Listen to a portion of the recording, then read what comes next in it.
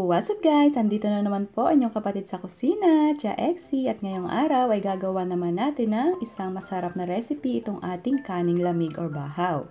O may kaning lamig ka ba dyan? Siya, huwag mo muna itong isangag or isapaw. Gawin muna natin itong isang masarap na merienda.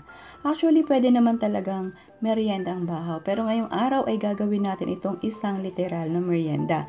At talagang ma-amaze kayo sa magiging resulta nito. So, samahan mo na ulit ako magluto at meron po kayong matututunang bago.